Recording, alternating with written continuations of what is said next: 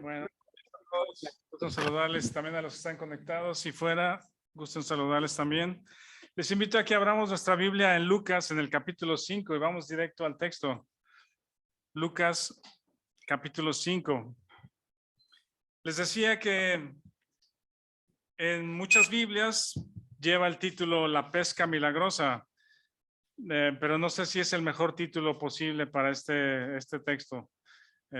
Otras Biblias dicen los primeros discípulos, porque también en Mateo y Marcos menciona muy breve el evento, cuando Jesús pasa por la orilla del mar, y llama a los discípulos. Y Lucas es el que escribe con más detalle toda esta historia de los peces. Lucas capítulo 5. Cuando leemos este libro, cuando leamos el libro, recordemos el propósito que tiene Lucas en mente, ¿verdad? Que ya leímos en Lucas 1, que es investigar con diligencia todas las cosas desde el origen y ponerlas en orden, ¿verdad? Y el propósito es para que conozcas la verdad, es lo que le dice a Teófilo, para que conozcas la verdad. Entonces, cuando vemos todos estos detalles de los eventos acerca de Jesucristo, tengamos en mente que cuando nosotros lo leemos es para que conozcamos la verdad. Ese es el objetivo de Lucas y de Dios al darnos este texto, conocer la verdad y en particular de quién es Jesucristo, quién es Él, ¿verdad? Vamos a leer, yo creo que leemos desde el versículo 4:43.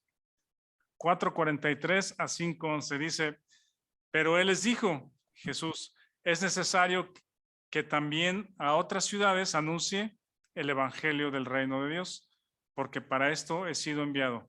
Y predicaba en las sinagogas de Galilea.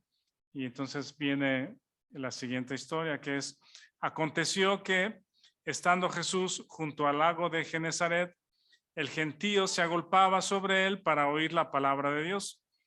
Y vio dos barcas que estaban cerca de la orilla del lago, y los pescadores, habiendo descendido de ellas, lavaban sus redes. Y entrando en una de aquellas barcas, la cual era de Simón, le rogó que la apartase de tierra un poco, y sentándose enseñaba desde la barca a la multitud. Cuando terminó de hablar, dijo a Simón, boga mar adentro y echad vuestras redes para pescar. Respondiendo Simón le dijo, maestro, toda la noche hemos estado trabajando y no hemos pescado, y nada hemos pescado, mas en tu palabra echaré la red. Y habiéndolo hecho, encerraron gran cantidad de peces, y su red se rompía. Entonces hicieron señas a los compañeros que estaban en la otra barca, para que viniesen a ayudarles, y vinieron y llenaron ambas barcas de tal manera que se hundían. Viendo esto, Simón Pedro cayó de rodillas ante Jesús diciendo, apártate de mí, Señor, porque soy hombre pecador. Porque por la pesca que habían hecho, el temor se había apoderado de él y de todos los que estaban con él. Y asimismo de Jacobo y Juan, hijos de Zebedeo, que eran compañeros de Simón. Pero Jesús dijo a Simón, no temas, desde ahora serás pescador de hombres. Y cuando trajeron a tierra las barcas, dejándolo todo, le siguieron. Señor, gracias te damos por el día y porque también podemos estar reunidos en tu nombre y tener este texto, tener tu palabra para conocerte más, para conocer la verdad. Mi oración es de que esa verdad poderosa y que es una espada realmente penetra nuestra mente, nuestro corazón, y esta mañana tenga un impacto poderoso en nuestras vidas. Oramos así en el nombre de Jesús. Amén. Yo había pensado, en toda la semana estuve pensando qué título le pondría o qué título podía adecuarse un poco, y pensé en dos. Uno es Jesús pesca a Pedro, ¿verdad? Creo que la pesca milagrosa, decían las niñas ayer, bueno, es que no tiene mucho de milagroso porque están en el agua donde hay peces y lo que pescan son peces, o sea, sí es una pesca extraordinaria, pero no creo que el milagroso sea el mejor título, pero sí vemos cuando Jesús dice que va a predicar el evangelio del reino, este primer evento tiene que ver con ese evangelio del reino, ¿verdad? Y sí, justamente le pide a los primeros discípulos, que son de los más relevantes, por lo menos 4 de ellos que están aquí mencionados, que son pescadores. Pedro, no menciona a su hermano Andrés, pero seguramente por ahí estaba también. De hecho, Andrés es el que primero encuentra al Señor y llama a Pedro, y luego están los otros 2, que son Jacobo y Juan.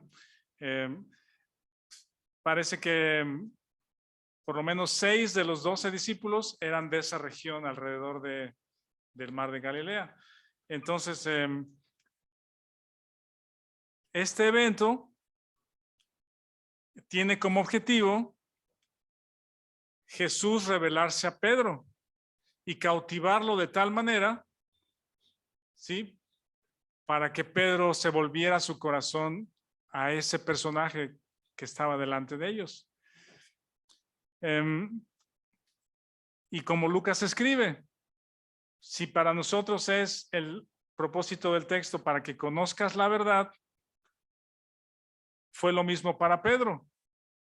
Pedro, por la misericordia de Dios y la gracia, fue alcanzado, fue pescado por Jesús para que Pedro conociera la verdad acerca de ese Jesús. Y el otro título que pensé, incluso podríamos juntar los 2 textos, el otro título que pensé para esta sección es las 3 palabras a Pedro, o 3 frases que Jesús dijo a Pedro. Entonces podríamos poner los 2 títulos que yo seleccioné, es Jesús pesca a Pedro con 3 palabras o con 3 frases que le dice, ¿verdad? Y vamos a ver la historia. Cuando dice en el 5:1 que Jesús estaba junto al lago de Genesaret y la gente se agolpaba sobre él para oír la palabra de Dios. Este lago de Genesaret es el mismo mar de Galilea, ¿verdad? Es este lago que hemos visto en otras ocasiones, que está al norte, ¿verdad? Está el mar Muerto en el sur, cerca de Jerusalén, y luego el río Jordán. De hecho, es al revés, de arriba hacia abajo, pero viene el río Jordán, y arriba en el norte, en el área de Galilea, está el mar de Galilea, que en realidad es un lago de agua dulce. Y está bajo el mar, unos 220 metros bajo el nivel del mar, pero no tan abajo como el mar Muerto al sur. Y entonces el río Jordán es la guía o la vía por la cual el mar de Galilea no es salado igual que el mar Muerto, porque el agua sale, el agua corre, está corriendo, ¿verdad? Este mar de Galilea, habíamos visto que tiene una forma como de, déjenme decirle, como un chile poblano, ¿verdad? O de un racimo de uvas, ¿sí? Por ahí pueden ustedes buscarlo. Pero en su tramo más largo, de norte a sur, llega a medir hasta 20 kilómetros, y en el ancho, o lo más ancho que tiene, son unos 12 kilómetros. Está bastante grande. ¿Saben cuánto mide el lago de Chapala aquí? Mide 80 kilómetros de ancho, está más como horizontal, 80 kilómetros de ancho, y unos 18 en su punto más ancho, 18 kilómetros de ancho. Entonces, si volteáramos de una manera vertical el lago de Chapala para compararlo, el mar de Galilea cabría unas 4 veces, ¿verdad? Entonces, el lago de Chapala es bastante grande. Y el mar de Galilea era grande, lago de agua dulce, y la fuente de sustento para esta profesión o este oficio, que son los pescadores, su fuente de sustento. Se le llama lago de Genesaret porque en el mar de Galilea, digamos que en la parte noroeste, estaba situada la ciudad de Genesaret, y por eso a los del área era conocido como la parte de Genesaret del mar de Galilea, se le llamaba el lago de Genesaret. Y en ese lago, hasta el día de hoy, se conocen unas 16 especies de peces diferentes, y se dice que desde los tiempos de Jesús son los mismos tipos de peces. Los que sobresalen son 2 tipos. Uno es la sardina. La sardina es un pez realmente pequeño, pero los más grandecitos llegan a tener entre 15 o 30 centímetros y pesan 200 gramos a medio kilo, ¿verdad? Una buena sardina, pero relativamente son peces chicos. Y el otro tipo de pez que hay mucho en el mar de Galilea son los, ¿cómo se llama? La carpa, que es un pez más grande que llega a medir desde 40 centímetros hasta 80 centímetros, y los más pesados de la carpa llegan a pesar hasta 14 kilos. Es realmente bastante pesado uno de estos peces. Entonces, la historia gira alrededor de este lugar y de este oficio. Y dice el texto 2, bueno, el gentío se agolpaba. Aquí tengo dos preguntas. Una es, ¿se acuerdan que Jesús predicaba en las sinagogas, verdad? Y ahora ya no hay sinagoga. La gente estaba ávida de escuchar la palabra de Dios o lo que este hombre estaba, o este maestro estaba compartiendo, que ya lo seguían a todos lados, ya no esperaban al tiempo de la sinagoga. Entonces ahora el lugar de reunión o los lugares de reunión ya eran fuera del edificio de la sinagoga, ahora eran en la orilla del lago, ¿verdad? Mucha gente le seguía y se agolpaba. Entonces el versículo 2 dice, y vio dos barcas que estaban cerca de la orilla del lago, y los pescadores, habiendo descendido de ellas, lavaban sus redes.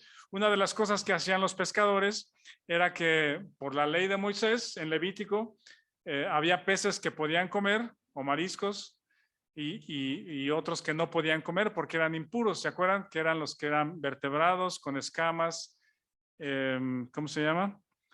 Y con aletas. Ajá, esos sí eran puros y los podían comer. La sardina y la carpa entraban en los puros, pero de repente se colaban ahí en las redes otros de los impuros. Entonces una de las cosas que hacían los pescadores cuando sacaban las redes llenos de peces era ir seleccionando, pues hasta el día de hoy lo hacen, quitar los que son impuros para regresarlos al lago, al mar. Entonces, estos pescadores, nos damos cuenta por lo que Pedro dice después, salían de trabajar, ¿verdad? Estuvieron trabajando toda la noche y estaban ahí entonces en las dos barcas que estaban cerca, los pescadores que ya regresaban de pescar, ¿verdad? Y lavaban sus redes, las estaban limpiando. El asunto es de que cuando pescan también se les atoran algas, ramas y todo, entonces tienen que prepararlas para la siguiente noche o el siguiente evento de pesca. Pero vean esto, la primera frase o las primeras palabras que Jesús dirige a Pedro son estas en el versículo 3. Y entrando en una de aquellas barcas, la cual era de Simón, le rogó que la apartase un poco y sentándose enseñaba desde la barca a la multitud. Esta primera petición que le hace Jesús a Pedro, Pedro está ocupado en su trabajo, ¿verdad? Está ocupado en terminar su día laboral y se le acerca este hombre maestro de las escrituras y le pide que su barca la meta un poquito al mar para que desde ahí él se suba y pueda predicar. ¿Quieres poner la diapositiva, Alan? Gracias. Este es una fotografía de lo que se estima era un tipo de barca promedio típica de aquel tiempo, y de hecho ese es el lago de Genesaret, el mar de Galilea. Entonces imaginen Pedro en su barca, terminando sus labores, y Jesús, el maestro respetado y a que toda la gente escucha, le pide, pues ayúdame y préstame tu barca o déjame usarla para que desde ahí yo pueda predicar. Esta primera solicitud que le hace Jesús a Pedro, estoy pensando que Pedro accede como está bien, te la presto, pues, o sea, está bien, úsala, ¿verdad? Y pienso en la mente de Pedro, no me implica nada, pues no voy a gastar nada, no me incomoda, y de hecho ayuda un poco a este asunto de la predicación de la palabra. No me retrasa, él puede estar en la barca mientras yo termino de limpiar mis redes, no tengo problema para prestarte mi barca, está bien, úsala. Lo que dice la escritura de que Jesús enseña desde la barca, de hecho, aprovechando la acústica de la barca, es interesante cómo estando desde la playa, los que están dentro del mar, si hablan o gritan, el mismo viento ayuda a que la voz llegue hasta la playa. La orilla es muy diferente cuando alguien está en la playa gritándole a alguien adentro, no se escucha nada, pero es diferente cuando estás dentro, la voz tiene una mejor acústica para expandirse y que llegue a los oídos de las personas a la orilla de la playa. Entonces Jesús enseñaba aprovechando esos elementos, y lo que no nos dice Lucas es qué es lo que Jesús enseñaba. Hasta aquí lo único que nos dice Lucas que Jesús enseñaba era que abría los rollos que se le prestaban en las sinagogas, y en particular ya vimos que leyó el Isaías 61, que dice: el Espíritu Santo, el Espíritu está sobre mí y he sido enviado para predicar buenas nuevas a los pobres, libertad a los cautivos, dar vista a los ciegos. Eso es lo que dice la escritura o Lucas que Jesús enseñaba. No sabemos qué más enseñaba, ¿sí? Hasta aquí no sabemos qué es lo que son los detalles de su enseñanza. Más adelante sí lo vamos a ver, pero es una pregunta relevante aquí. ¿Qué enseñaba Jesús? Bueno, hasta aquí Lucas no nos da detalles del contenido de la enseñanza, ¿ok? Entonces Pedro accede, hace uso de la barca Jesús, enseña. Cuando termina de enseñar, vean el versículo 4, es la segunda frase que Jesús dirige a Pedro. Versículo 4 dice: cuando terminó de hablar, dijo a Simón Pedro: boga mar adentro y echad vuestras redes para pescar. Aquí empieza lo interesante o lo relevante de la historia, porque ¿con qué autoridad Jesús le habla a Pedro? ¿Sí? Boga mar adentro y echa tus redes para pescar. Y aquí Pedro tiene algún par de objeciones, ¿verdad? En el versículo 5 están las objeciones. Dice: respondiendo Simón le dijo: maestro, toda la noche hemos estado trabajando y nada hemos pescado. La primera objeción es: te respeto, qué bueno que enseñas a la gente, ya te presté mi barca un ratito, yo estoy terminando de lavar mis redes porque ya trabajé toda la noche, ¿sí? Todos ustedes, cada uno de ustedes es experto en algo, ¿sí? Piensen un poquito y cada uno es experto en algo. En su trabajo les ha hecho expertos y en su área, pues, ¿qué pasaría si alguien en el área de expertise o de experiencia que tienes, alguien sin experiencia, a quien respetas, pero sin experiencia en lo que tú sabes hacer, te viniera a decir cómo hacer las cosas, ¿verdad? ¿Verdad? No sé, un profesor, Jorge experto en cableado, los chefs, ingenieros, música, doctores, vendedores, ¿verdad? Lo que eres experto, que alguien inexperto te venga a decir lo que tienes que hacer. Eso es algo como que no lo aceptamos muy fácilmente, ¿no? Esa es la primera objeción de Pedro, es: te respeto y estás enseñando bien a la gente y te estoy ayudando, te presté mi barca para que enseñes. Y la primera objeción es: hemos trabajado toda la noche, y en eso implica un cansancio físico. Si a alguno de ustedes le ha tocado trabajar toda la noche, realmente es agotador.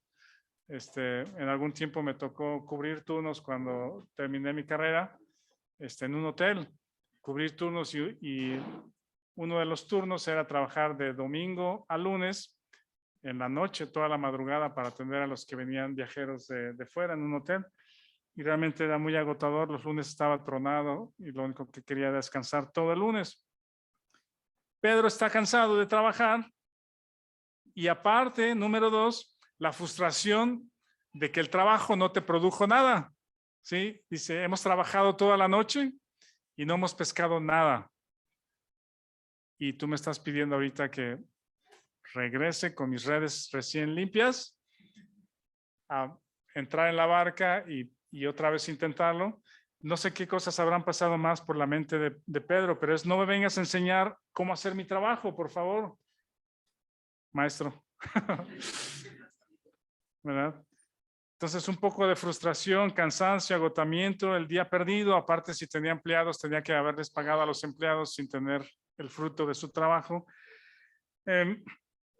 Aquí, no sé si les ha pasado también, pero en algunas ocasiones, cuando me tocó también estar un poco de viaje, de aviones o carretera y llegar a un hotel ya con hambre, resulta que muchos hoteles cierran el servicio a las 10 o a las 11 de la noche, ¿no? Entonces uno llega ya con hambre pensando que vas a cenar y te dicen, sorry, pero ya está cerrado el restaurante. Entonces en alguna ocasión sí me tocó preguntarle al capitán de meseros, oiga, ¿y no me puede hacer un sándwich o algo rápido? No, ya cerraron la plancha, ya pagaron todo. ¿Un pan? ¿Algo? ¿Eh? Aunque esté frío. Y alguna vez si alguien se compadeció y sacó un pan, pero era lo único que me podía, pan con leche o algo, pues, ¿verdad? Joshua y Jared les pueden contar historias de cuando a las 11:30 de la noche están limpiando cocina, limpiando la plancha del restaurante y llega algún perdido por ahí que quiere cenar. Y el gerente del restaurante le dice, Josh, que si les puedes hacer una torta o unos chilaquiles, no sabes si llorar o reír, ¿verdad? Entonces, esto quizás es algo parecido a lo que Pedro estaba pensando, lo que estaba sintiendo cuando Jesús le dice, echa tus redes y pesca. Dice el texto, más en tu palabra echaré la red. Esta palabra de Pedro, la respuesta de Pedro, yo creo que sí tiene un contenido de fe, ¿verdad? De saber, me lo está pidiendo el maestro. No sé si algo de compromiso, porque hay gente alrededor, no lo sabemos. O sea, sí había gente quizá, pero hay una chispa quizá de fe de que lo que le está diciendo puede ser productivo, puede ser bueno y obedece. Y dice el versículo 6, habiéndolo hecho, ¿verdad? Esa acción o la fe que impulsa la acción, parece que aquí hay una chispa de eso. Dice, habiéndolo hecho, encerraron gran cantidad de peces y su red se rompía. Otro pensamiento respecto a la acción de Pedro, ¿por qué lo hizo? Puede ser que quería probar que el maestro estaba equivocado, ¿sí? En su orgullo, después que vemos a Pedro como una persona impulsiva, que se levanta, que no se queda callado con lo que hace o con lo que dice, no se queda callado con lo que piensa, ¿verdad? Lo tiene que decir y se para a hacerlo. No sé si algo de su actitud era, mira, ya hice bien mi trabajo, estuve toda la noche trabajando, no pesqué nada, ya limpié mis redes y tú me estás pidiendo, te voy a confirmar que no hay nada que pescar, ¿verdad? No sé si ese también sea alguna connotación de lo que Pedro está, por lo cual Pedro fue motivado a hacerlo, ¿verdad? Yo sí creo que hay algo de fe que le impulsa a hacerlo. Pero bueno, dice el texto entonces que pescaron una gran cantidad. Echaré la red, quizá para probar el error de Jesús o con una chispa de fe que impulsa la obediencia. Y dice, y encerraron gran cantidad de peces. En una barca como esta, la que estábamos viendo, realmente pueden caber en peso alguna o 2 toneladas de peces, ¿verdad? De tal manera que se hundían las 2 barcas que le llamaron a Pedro, a Juan y a Jacobo, que vengan a ayudar. Entonces ahí van los 2 y las 2 barcas llenas de peces se estaban hundiendo. Dice, habiendo hecho esto, encerraron gran cantidad de peces y su red se rompía. Entonces hicieron señas a los compañeros que estaban en la otra barca para que viniesen a ayudarles y vinieron y llenaron ambas barcas de tal manera que se hundían. Porque por la pesca que habían hecho, el temor se había apoderado de él y de todos los que estaban con él. No sé si hubiera pasado por tu mente en el caso de Pedro, decir, este Jesús es bueno, pues, ¿verdad? Y decirle, Jesús, tenemos una vacante de jefe de pescadores, barca 1, tercer turno. Un contramés. ¿Tienes algún toque? ¿Tienes buena mano para pescar? Pues, ¿verdad? Pero la respuesta de Pedro, que dice que cayó de rodillas, pone esta historia en otro nivel, pues, ¿verdad? Pedro, su entendimiento es, ¿cómo se dice? Sobrepasado, ¿verdad? Él no puede hablar en esos términos de que este Jesús tiene buena mano para la pesca, tengo que traerlo para que me ayude. Estaba mucho más allá que eso, ¿verdad? Entonces, la tercera, bueno, todavía no llego ahí.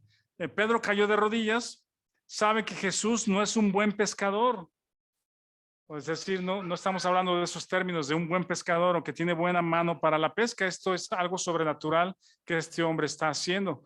Porque yo, como buen pescador, estuve trabajando toda la noche, ¿verdad? Y no tiene que ver con de qué lado echas la red, sino tiene que ver con el control de los bancos de peces que están disponibles.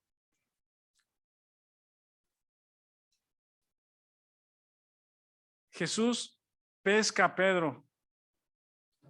Primero, le pide que le deje usar su barca un poco para predicar desde ahí. Después, le pide que quizá contra su voluntad y en su cansancio, eche las redes otra vez, haga todo el proceso de meter la barca y meter las redes a ensuciar y a pescar. Porque él quiere buscar su corazón. Jesús busca el corazón de Pedro y lo hace de una manera extraordinaria, haciendo lo que Pedro no pudo hacer, haciendo de una manera extraordinaria o logrando de manera extraordinaria lo que Pedro no podía hacer siendo un experto. Esto me lleva a otro pensamiento. ¿Saben ustedes que todo el mundo ama a Jesús? En todas partes del mundo se ama a Jesús, ¿sí? Los musulmanes aman a Jesús, los budistas, los judíos, los hindúes, los mormones. Mientras no pases una raya, ¿sí? Mientras sea un buen maestro, un sabio, una persona que ama a los pobres, ¿sí? Un profeta, un buen profeta, un buen hombre que enseñó cosas buenas. En ese ámbito de tener a Jesús en ese nivel, todo el mundo lo ama y lo acepta. De hecho, vimos la historia pasada de que cuando Jesús enseñaba en las sinagogas, dice, era glorificado por ellos, ¿verdad? Este es una buena persona, enseña bien, conoce, puede ser un buen fariseo, conoce las escrituras, qué buen joven es, ¿verdad? Pero cuando Jesús se presenta y dice, esta profecía o esta palabra se ha cumplido hoy, yo soy la persona sobre la cual viene el Espíritu y soy el libertador, el que da vista a los ciegos, el que liberta a los cautivos. Y entonces lo quieren matar, lo quieren echar por ¿cómo se llama? Por la orilla de la montaña, pues. Todos aman a Jesús hasta que Jesús es revelado o se revela como Dios encarnado. Cuando Jesús se revela de esa manera a Pedro, Pedro cae de rodillas, se da cuenta que esto es algo extraordinario, que es algo de divino, sobrenatural. Y dice, apártate de mí, Señor, que yo soy hombre pecador. ¿De dónde Pedro saca esta cosa? ¿Sí? Hubiera dicho, soy un mal pescador, ¿sí? Soy un pésimo pescador. Realmente no me sabía la técnica de este Jesús de echar la red de cierta forma, en cierto lugar o en cierta hora, pues, o de qué lado, ¿sí? ¿Por qué Pedro relaciona la gran pesca o la pesca extraordinaria con la santidad de Jesús? Eso es algo de parte de Dios. Y entonces cae de rodillas. Cuando Jesús pesca a Pedro, primero con estas dos palabras, revela quién es él. Jesús revela quién es él a Pedro, ¿verdad? Primero es un buen maestro que le pide su barca, luego tiene cierta autoridad para hacer lo que contra su voluntad quizá regrese a su trabajo y después se revela como alguien que tiene control sobre los elementos de la naturaleza. Nadie puede hacer eso. Y al mismo tiempo, cuando Jesús se revela a Pedro de esa manera como Dios encarnado, revela entonces quiénes somos nosotros. Y por eso Pedro cae de rodillas, porque al mismo momento que Jesús se está dando a conocer como el que tiene control sobre los elementos, Pedro queda desenmascarado, Pedro queda revelado delante de él como una persona pecadora. ¿Sí? La conciencia de Pedro le estaba acusando de pecado. En esa revelación de quién es él, revela quiénes somos nosotros. Pero también entonces nos atrae hacia él. El Señor tiene tanta misericordia y su gracia que con este evento de revelar el pecado de Pedro es el medio para atraerlo hacia él. ¿Ven? No es para descalificarlo, no es para condenarlo, sino es para atraerlo hacia él. Dice, porque por la pesca que habían hecho, el temor se había apoderado de él y de todos los que estaban con él, y asimismo de Jacobo y Juan, hijos de Zebedeo, que eran compañeros de Simón. Y aquí está la tercera palabra de Jesús. Jesús dijo a Simón, no temas, desde ahora serás pescador de hombres. No quisiera, de hecho ese es un poquito el riesgo de los textos de las Escrituras, que podemos tomar secciones como esta y usarlas de manera devocional, superficial, para tener una lección, ¿cómo podríamos decir? Un tanto superficial, pues, ¿verdad? Como decir, ¿ves? Jesús te puede multiplicar, te puede dar si tú eres obediente a Él, ¿verdad? Él puede prosperar tu trabajo si eres obediente a Él. Creo que eso sería como que un poco superficial, ¿sí me doy a entender? Sí, pero no. Podemos aprender algo de este tipo de lecciones, pero no creo que eso es lo que Lucas esté tratando de escribir, pues, ¿verdad? ¿Se acuerdan de esa historia de José? De José en Egipto, ¿sí? Un día podríamos hablar acerca de eso, pero toda esa historia que está en Génesis 41, ¿verdad? Al final hasta el 50, cómo Dios usa a José, ¿verdad? Desde que es el hijo preferido de la esposa amada, y después sus hermanos no lo quieren, lo venden, va a dar a Egipto, lo mantienen de manera injusta, lo mandan a la cárcel. A través de los sueños, Dios lo saca otra vez.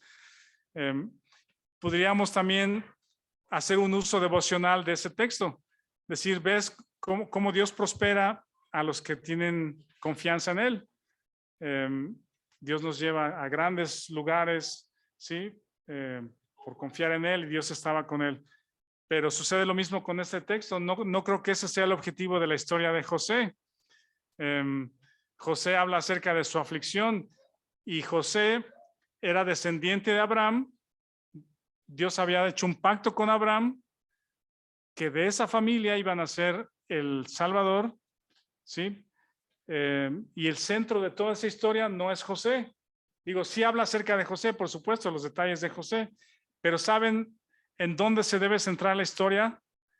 En Judá, en su hermano Judá. ¿Sí? ¿Por qué? Porque de ahí va a salir el Mesías. Dios usa a José no para que José fuera una persona destacada en el reino de un pagano faraón, ¿verdad? Decir, mira cómo Dios te puede elevar hasta lugares. José no amaba ser el segundo ni el más importante en un reino pagano, pues, ¿verdad? Esa era parte de su aflicción, ¿sí? Tuvo el anillo, tuvo una mujer egipcia, fue el segundo después de Faraón. José no estaba alegre con eso, José no estaba lleno y contento con eso, ¿sí? Son sus tiempos de aflicción. A sus dos hijos, Efraín y Manasés, les pone nombres hebreos, ¿sí? No se sintió cómodo siendo egipcio y le puso nombres egipcios a sus hijos, como diciendo, bueno, ahora pertenecemos a este reino, por decir, ¿sí? Sino José, poniéndole nombre a sus hijos, recuerda a su ascendencia, a Abraham, a Isaac, a Jacob, ¿sí? Y la promesa que Dios hizo de un Salvador a través de esta familia. Y toda la historia de José es para rescatar a los hermanos y a Judá, porque de Judá viene el Salvador. Entonces, esta historia, les digo, podríamos aprender algo interesante como tipo devocional o una lección para niños, quizá, o para la iglesia, sí, pero Lucas tiene otro propósito al escribir esto, pues, ¿verdad? Y creo que es este. El Señor Jesús al día de hoy, con estos textos como los de Lucas y su escritura, de quién es Jesús, está buscando pescar nuestro corazón, ¿verdad? Alcanzar a los perdidos. Cuando Él se revela, algunos lo odian y van a querer tirarlo por ¿cómo se llama? La peña, pues, porque es incómodo, lo odio, no lo soporto, pues, ¿verdad? Y otros como Pedro caerán de rodillas cuando Jesús se revela delante de él y revela lo que somos y somos atraídos hacia él. Cuando el Señor Jesús le dice, no temas, desde ahora seréis pescadores de hombres. Pedro no tiene ni idea de lo que viene. Pedro no tiene ni idea de lo que va a suceder. Nosotros ya conocemos la historia. Dejándolo todo, le siguieron. Por eso era el otro título de los primeros discípulos, porque por lo menos ahí hay 4 hombres, Andrés, Pedro, Jacobo y Juan, que se convirtieron en sus discípulos y luego apóstoles y luego testigos en el libro de Hechos de la vida, muerte y resurrección de Jesucristo y del nacimiento de la iglesia. Él hace lo mismo el día de hoy. Lo hace en la iglesia. Cuando trajeron a tierra sus barcas, dejándolo todo, le siguieron. Es impresionante porque después de haber pescado tanto con las 2 barcas hundiéndose, quizá toneladas de peces, que implicaba un gran ingreso, una gran noche de pesca y de venta, ¿verdad? Eso no les atrajo, eso no les atrajo en ese momento. Lo que les cautivó el corazón era esta persona, es este hombre. El día de hoy, el Señor Jesús hace lo mismo. Esta mañana el Señor Jesús hace lo mismo. ¿En qué momento estás ahorita en relación a Jesucristo? ¿Sí? Estás en un momento de, te presto mi barca, está bien, yo estoy aquí bien entrado con mis redes, acabo de trabajar, estoy frustrado, cansado, no he pescado nada y ayudo en lo que puedo. Y estoy hablando de Jesús, no de la iglesia, ¿eh? Estoy hablando de Jesús, no de actividad en la iglesia, sino estoy hablando de la persona, de la atención a la persona de Jesús. O estás en otro nivel o en otro momento quisiera decir más bien que nivel, es sí creo y salgo a pescar, sí confío en ti y la fe en ti, en lo que eres tú, impulsa acciones de fe. Ahora que empezamos el miércoles pasado, principios de crecimiento espiritual, el primer capítulo es la fe. Examinaos a vosotros mismos si estás en la fe, si lo que estás haciendo, si tu vida está impulsada por la fe, en este otro momento, digamos, acciones de fe, o estás en otro momento donde lo dejas todo y le sigues. Y otra vez, no estoy hablando de un ministerio, quizá en algún momento, en alguna predicación como esta, alguien sí es cautivado por el Señor para dedicar su tiempo completo al ministerio y dedicarse al pastorado o irse de misionero. Y está bien, ¿sí? Pero muchos otros que tienen o tenemos un empleo regular, un sustento que traer a la casa, como decía ahorita Héctor, aún con la actividad que tenemos, la persona de Jesucristo está buscando que seas atraído hacia Él. Hagas lo que hagas. Eres atraído hacia Él y solo a Él que sea el foco de nuestra vida. Dejando todo, le siguieron. ¿sí? Todo lo demás, todo lo que hacemos puede pasar a un nivel segundo o tercero. No deja de ser relevante, importante, y lo hacemos. Pero sobre todas estas cosas está este personaje, esta persona. Y si ya conociste a Jesucristo como tu Salvador y como Señor, quizá como creyente hemos dejado a Jesús en el bote hablando, pues, ¿verdad? En el bote hablándole a los demás. Él busca nuestro corazón nuevamente, constantemente busca nuestro corazón para que seamos cautivados por Él. Dejándole todo, le siguieron. Vamos a hacer una oración, por favor.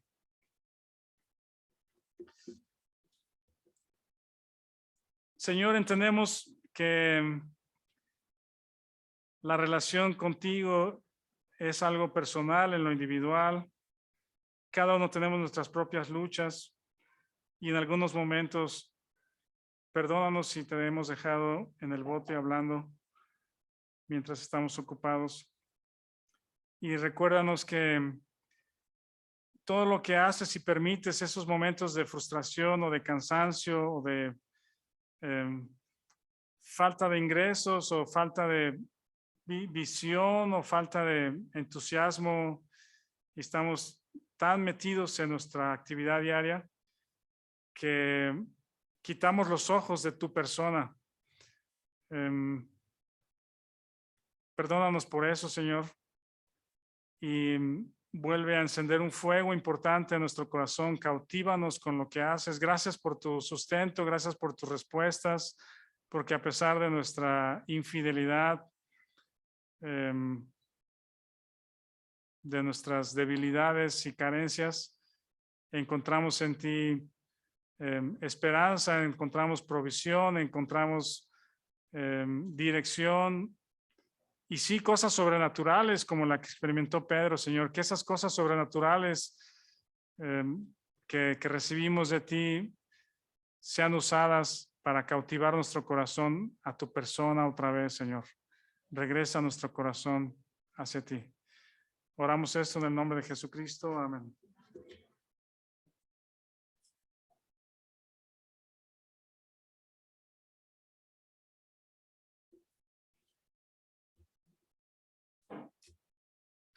Muchas gracias, Rafa. Gracias por la enseñanza del día de hoy. Bien, les invito a ponernos de pie. Vamos a entonar una alabanza más. Infinito Dios.